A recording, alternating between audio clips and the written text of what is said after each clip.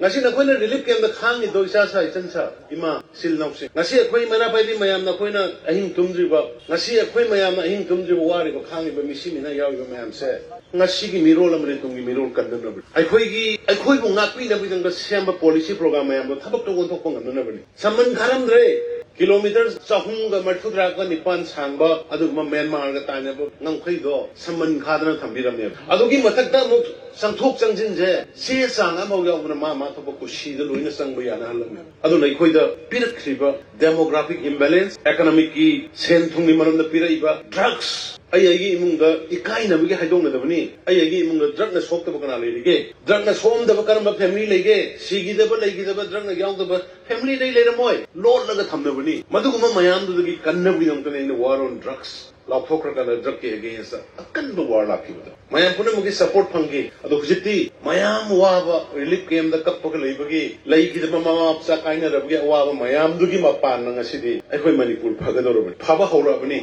ji fencing kanam ta na taram da bodo ji fencing khaba hor kare border fencing kan na khaba hor hana free da pachang na sangam bodo se sang yaw da na huji regulate to kre se yaw do di sang ba ya re biometric yaw do di sang ba ya re se na khoi mayam na war ga ngasi khangi ba se na khoi mayam na ngasi akhoi makeup miraw khol mayam ka tari ba se masigi kana bodo leibak kan ba hora bani ha bi ji thal ba thambi